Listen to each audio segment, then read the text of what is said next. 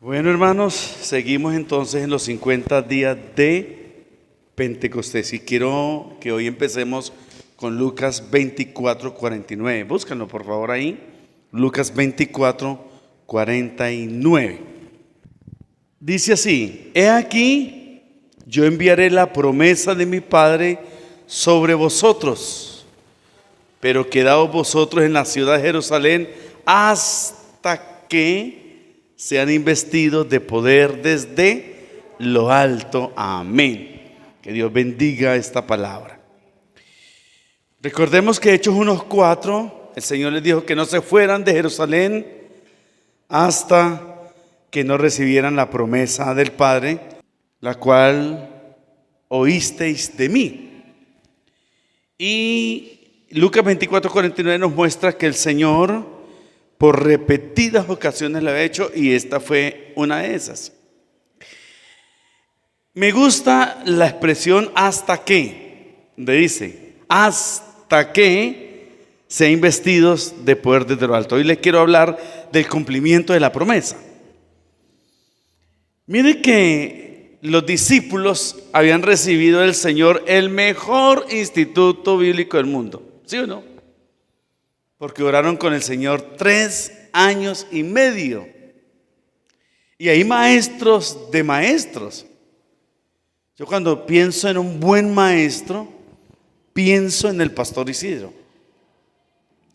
Es un hombre que yo le he aprendido mucho y es un hombre que sabe las escrituras. Cuando pienso en otro maestro, yo me acuerdo de mi pastor Elmer Camacho, mi primer pastor. Pues yo en ese tiempo lo veía así, lo mucho que sabía de las escrituras.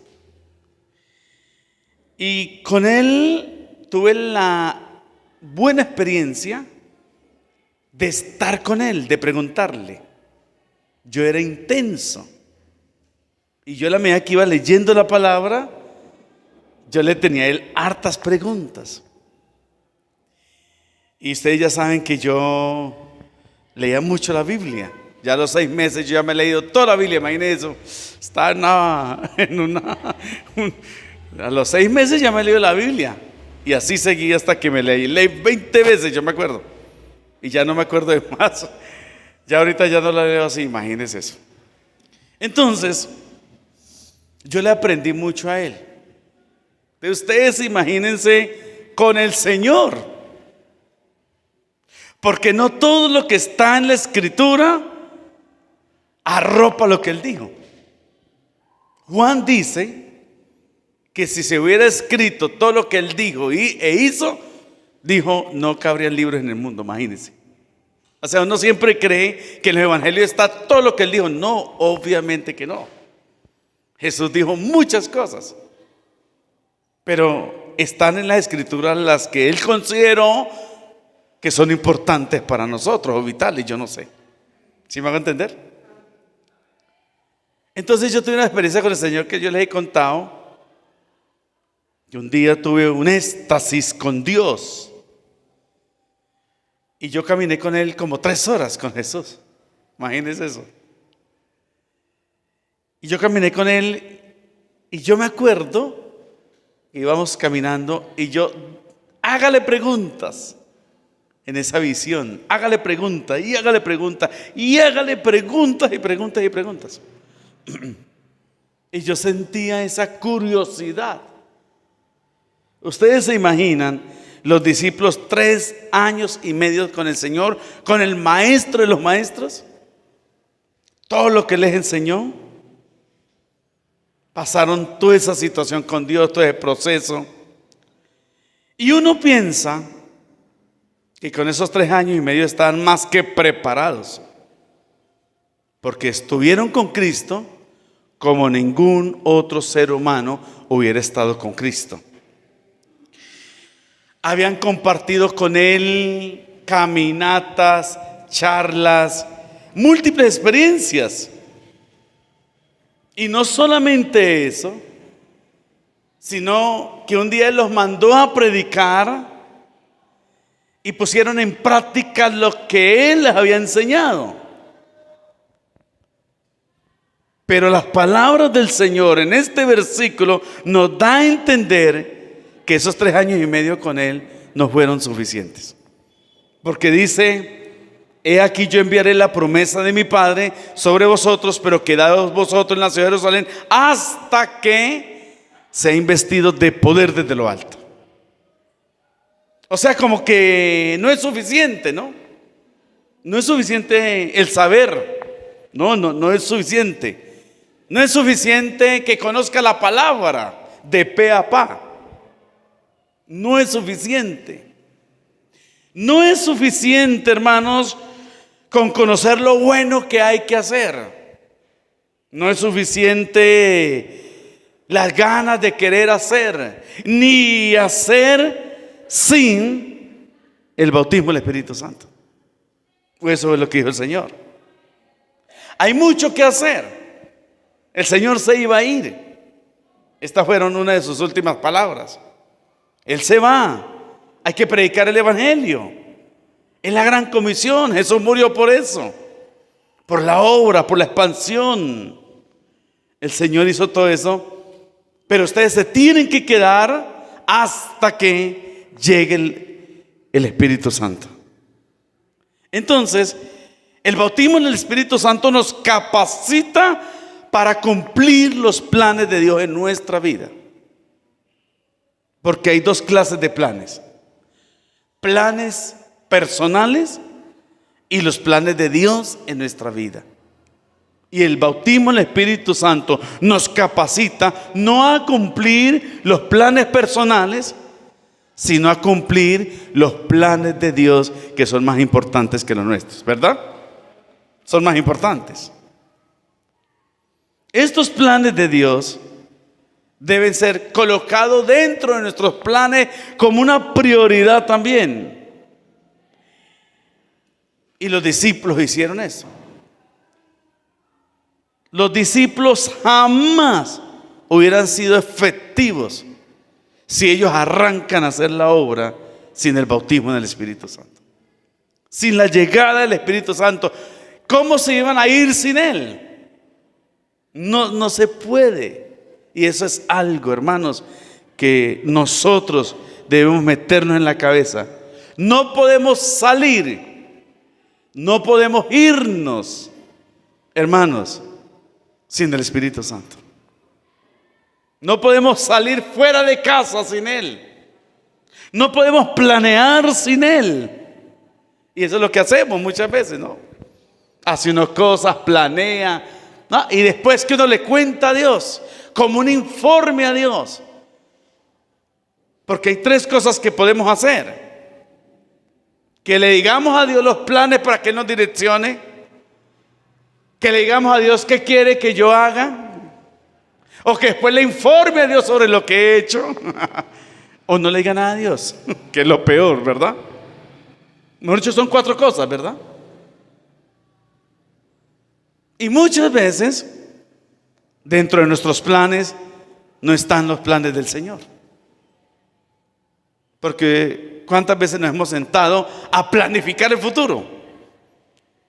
Entonces planificamos el futuro, ¿y de qué hablamos? De una carrera, de los hijos, del trabajo, de una mudanza, de una compra. Pero dentro de esa planificación está: ¿qué quiere Dios que yo haga? ¿Cuál es mi ministerio?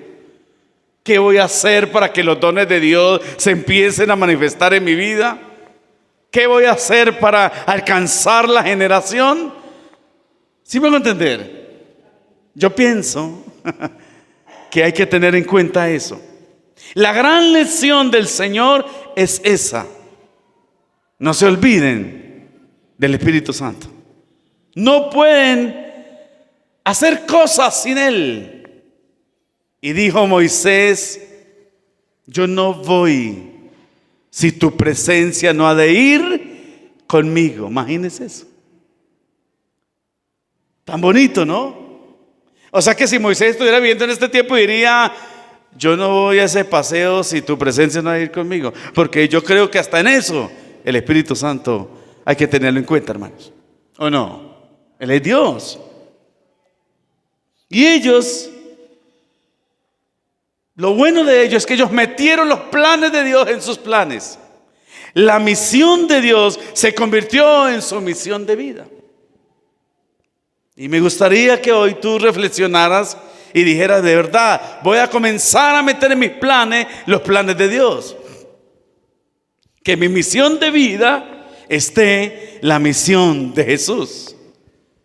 Que además es lo único que va a pasar a la eternidad. Del resto, todo acaba acá. ¿Verdad, hermanos? Así es.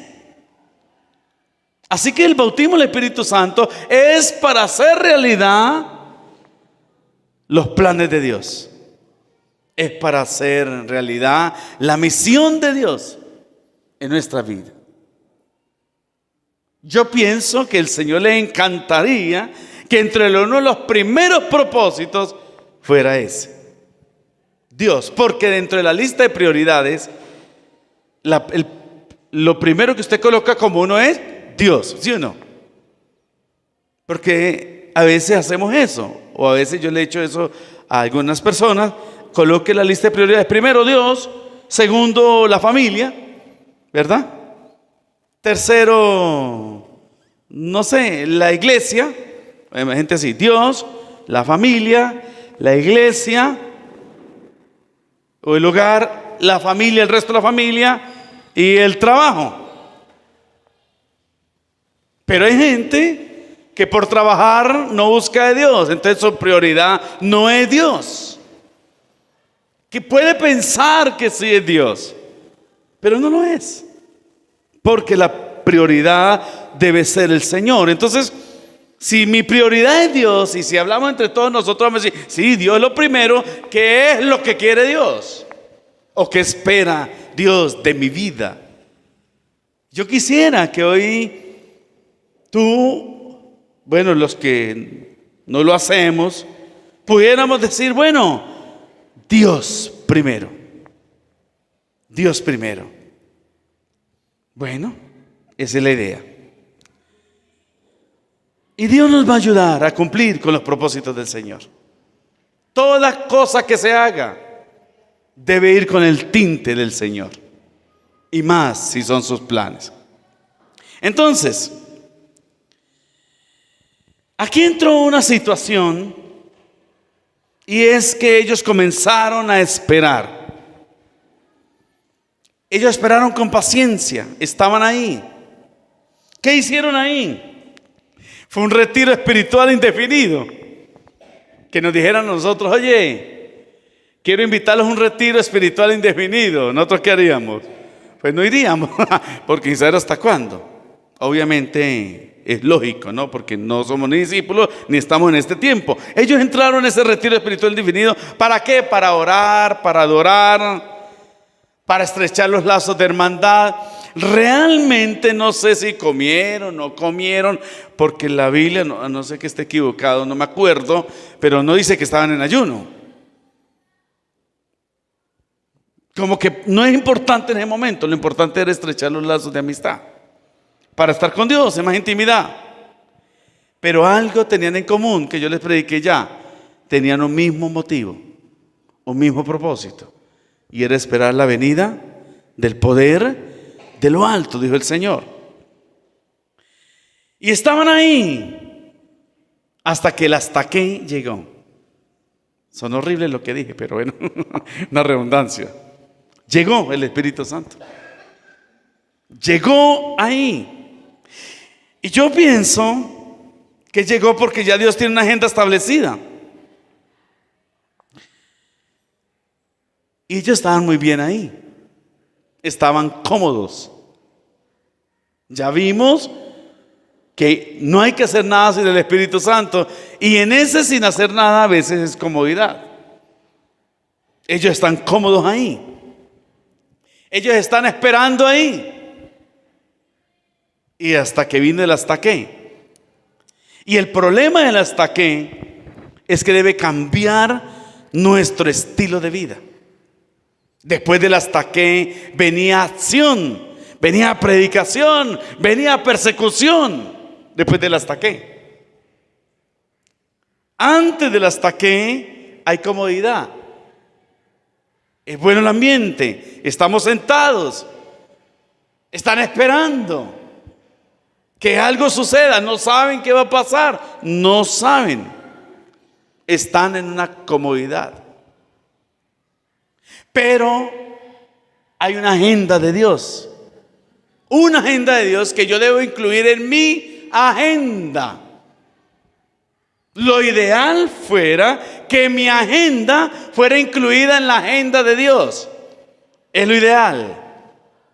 Pero no, le estoy diciendo que la agenda de Dios sea incluida en mi agenda. Sí, no, al contrario. Ellos desecharon sus agendas para obtener la agenda de Dios. Y estaban esperando. Porque si tú quieres cumplir la agenda de Dios, te va a requerir más tiempo.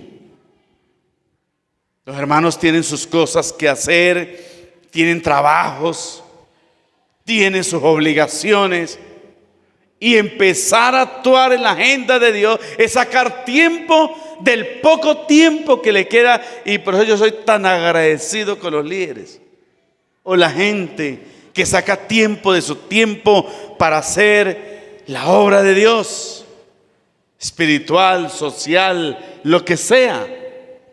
Eso para mí es muy importante, porque después del hasta que trae la agenda de Dios, hay que hacer cosas. Hay que hacer cosas. Como el hermano que dice: pastor, yo madrugo todos los días y el domingo también. A mí me da pesar realmente. Pero ustedes creen que si nosotros hacemos la agenda de Dios en medio de nuestra situación apretada, ¿Dios no va a hacer algo? ¿Será que Dios, hermanos, no irá a hacer algo por nosotros? Yo creo que sí. ¿Ustedes qué piensan? Yo creo que sí, ¿cierto? Ellos están esperando la agenda de Dios. Iban a pasar de la comodidad al accionar, porque en los tiempos de Cristo, en los 3 años y medio, pues ellos estaban cómodos. Era Jesús quien presentaba las persecuciones. Era Jesús el que era criticado. Era Jesús el odiado. Ahora les iba a tocar a ellos, porque la gente odia al creyente sin saber por qué. Pero uno sabe obviamente por qué. Entonces nosotros estamos cómodos, pero Dios no nos quiere ver cómodos. Y si tú quieres seguir cómodo, seguramente Dios no te va a decir nada, porque esto es algo personal o voluntario. Dios quiere que tú te metas en su agenda. Pero debes saber que en la agenda hay movimiento, hay acción, hay muchas cosas que requiere tiempo de tu tiempo. Elías era un hombre que estaba cómodo. Él estaba a la orilla de un arroyo y un ángel bajaba y le hacía torta, ¿cierto?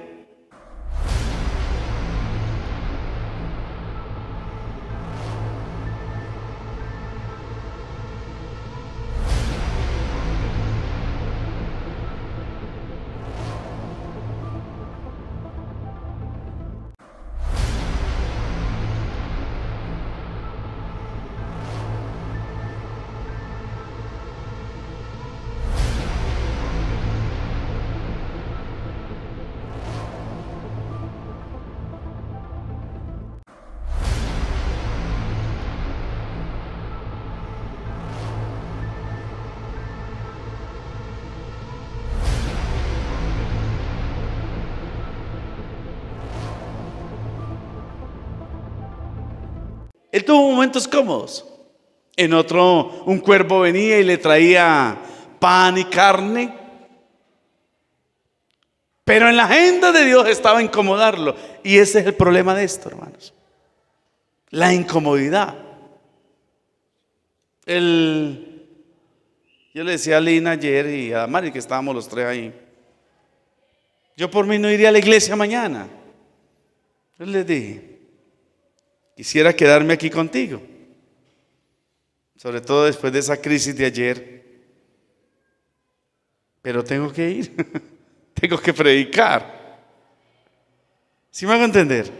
Cositas como esa. Llovió. Yo había quedado con Ana, mi invitada, de pasar por ella y estaba lloviendo. Entonces me acuerdo las palabras del instructor de natación con Fenalco. Dijo,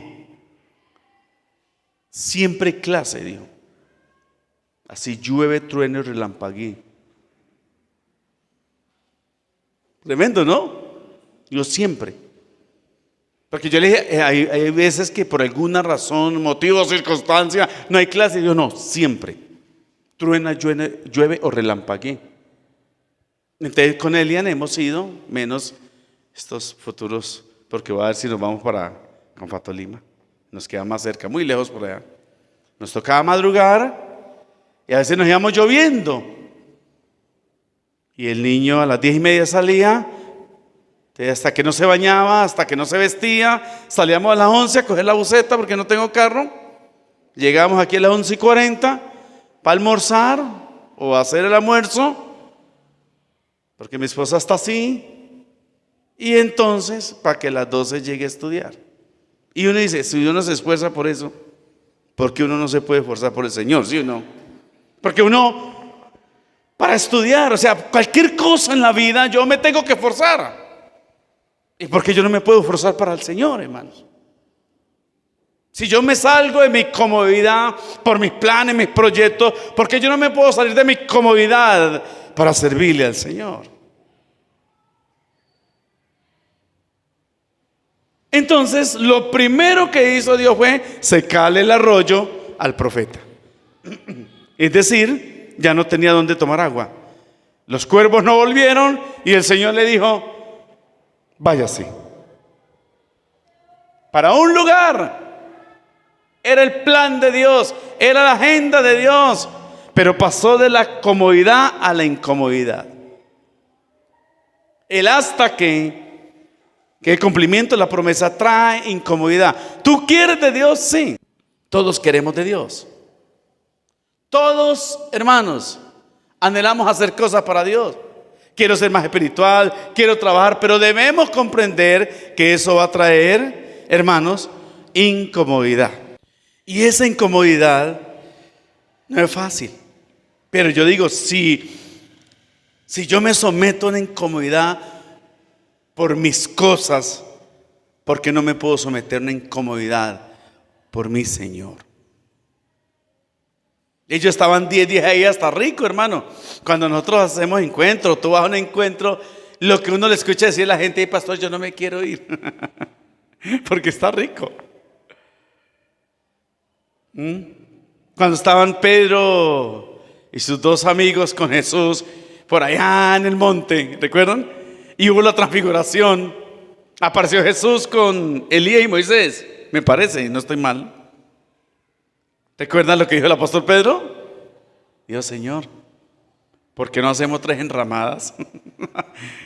Una para ti, otra para Elías y otra para Moisés, y nos quedamos por acá. Rico, ¿no? El Señor no le dijo nada. El Señor pensando, mirando lo que el otro decía, las burradas. Ni siquiera pensaron para ellos, ¿no? Deberían haber hecho 6 cabañas. Rico estar ahí. Cuando uno va a un encuentro, a unas conferencias, a un taller, rico. Pero hay que pasar a la acción. Y eso hay que pensarlo, porque la acción requiere incomodidad. Tener que cumplir. Llueva, truena o relampaguee. Yo no sé si esa palabra está bien dicha, pero así decimos todos. Hay que hacerlo, hermanos. Hay que hacerlo. Es una incomodidad. Jesús consideró que no estaban preparados todavía. Jesús lo consideró. Y miren, hermanos, lo consideró por lo que le dije la vez pasada. Le hice una pregunta al Señor sobre la restauración de Israel, que no era el tiempo. Segundo, ¿sabe qué hicieron los apóstoles cuando el Señor murió? ¿Usted recuerda qué hicieron? Volvieron a sus labores. Volvieron a pescar. Que el Señor les tocó irse a presentar, hermanos. Dijo el Señor: no, esto no van a hacer nada hasta que nos llegue poder de lo alto. Y llegó, hermanos, llegó. Estaban ahí. Y en Hechos 2 dice, Hechos 2, si pueden buscarlo conmigo, por favor. Hechos 2. Llegó el Espíritu Santo. Hechos capítulo 2. El día esperado llegó, al 10º día. ¿Sabían que ese día iba a llegar? No, pero llegó. Quiero que miremos y contemplemos 3 cosas que sucedieron ahí. 3 señales.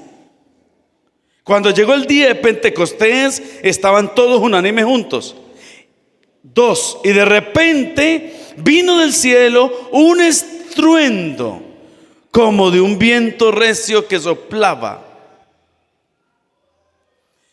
¿Qué es la primera señal? Una señal audible. Porque la gente cree que de verdad vino una tormenta, como una borrasca, como un viento recio. No, llegó el sonido. Llegó el sonido. Ahí dice. Y de repente vino del cielo un estruendo como de un viento recio que soplaba. Ese sonido fue el que llenó la casa, no el viento.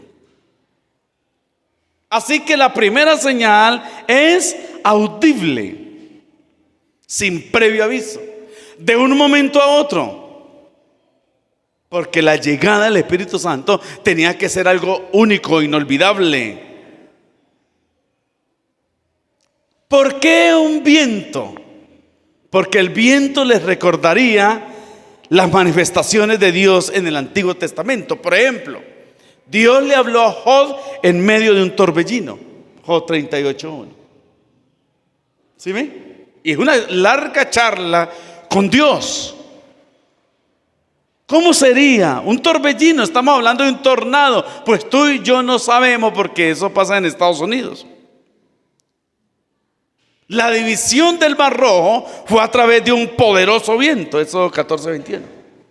Recuerda que vino el viento y era tan fuerte el viento que abrió, hermano, el mar.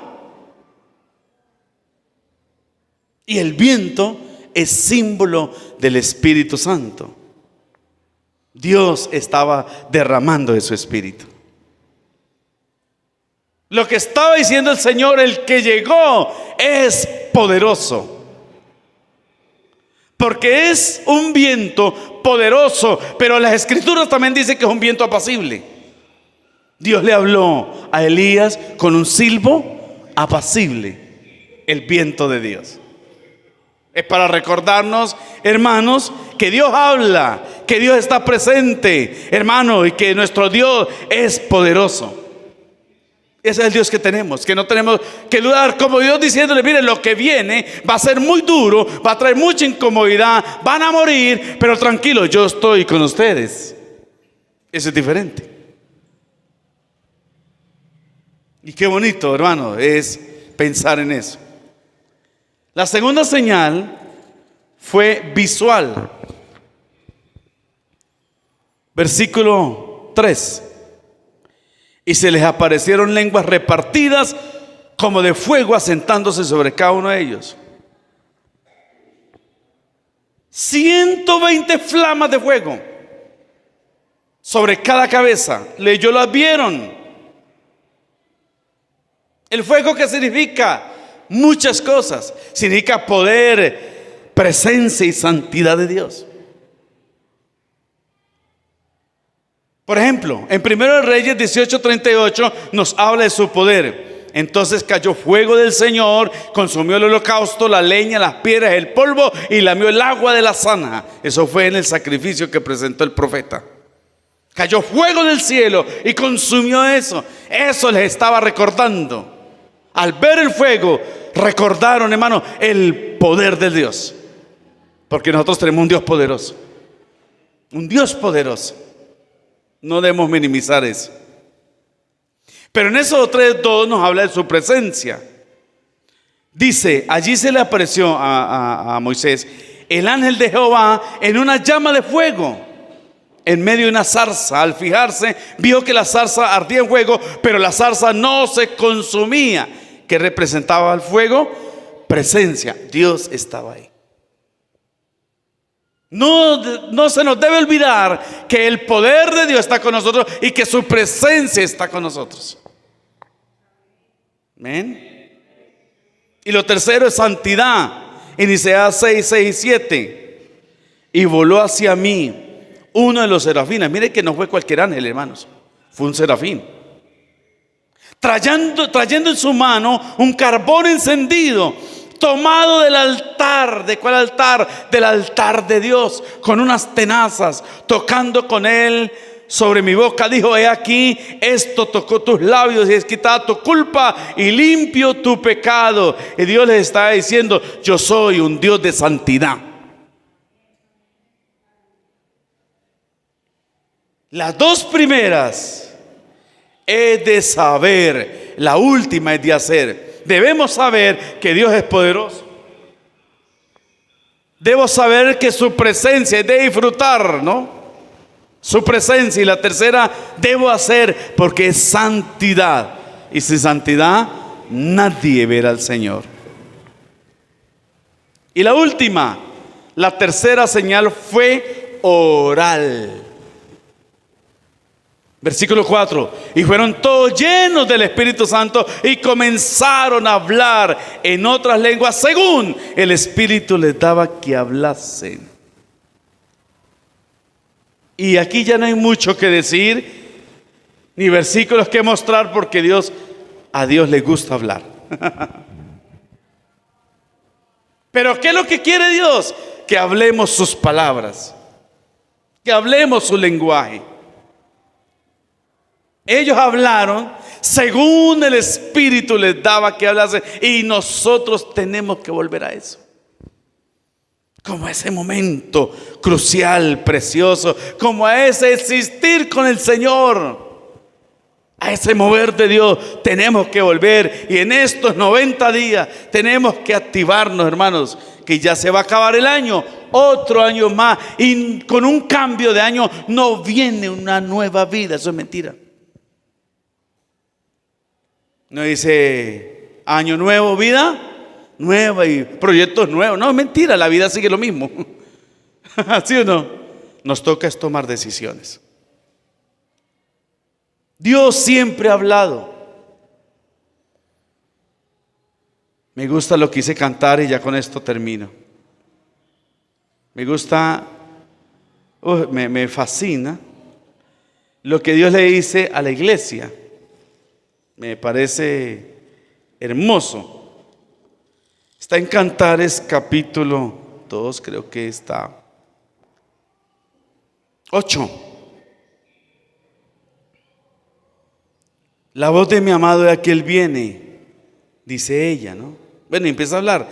En el 10, mira lo que dice: mi amado habló y me dijo. Porque Dios habla, ¿sí o no? Mira lo que dice: levántate, oh amiga mía, hermosa mía, y ven. Porque aquí ha pasado el invierno, se ha mudado la lluvia, perdón, se ha mudado la lluvia, se fue. Se han mostrado las flores en la tierra, el campo de la canción ha venido. En fin. Pero dice el 14: paloma mía, que estás en los agujeros de la peña, en los escondidos escarpados parajes, muéstrame tu rostro, hazme oír tu voz, porque dulce es la voz tuya. Bonito, a mí eso me agrada. A Dios le gusta nuestra voz, y más cuando la voz de nosotros va impregnada con la voluntad de Dios, con el tinte de Dios. Ellos hablaban según el Espíritu Santo les daba que hablase. Y cuando nosotros hablamos, suceden varias cosas. a veces hablamos lo primero que nos ocurra. No le ponemos filtro a la boca. ¿Sí o no? Y después está uno, ¿qué? Pensando, yo, ¿por qué abrí mi boca por allá? A donde eso se riegue, a donde sepan. Por eso el Espíritu Santo lo primero que hace es controlar nuestro vocabulario, nuestra boca. Todos los 120 que estaban allí reunidos, incluido la madre de nuestro Señor Jesucristo, hablaron en lenguas y alababan al Señor. Volvamos otra vez a esos tiempos de coinonía, de preocuparnos en seguir su presencia más que otra cosa. Volvamos otra vez a esos tiempos que corramos tras la presencia del Señor como Moisés. Como dijo David, como el siervo brama por las corrientes de las aguas, así clama por ti, oh Dios, el alma mía. Vamos a orar en esta hora. Y vamos a decirle, Señor, yo quiero volver a ti, quiero disfrutar de su presencia. Amén. Oremos, pongámonos de pie, por favor.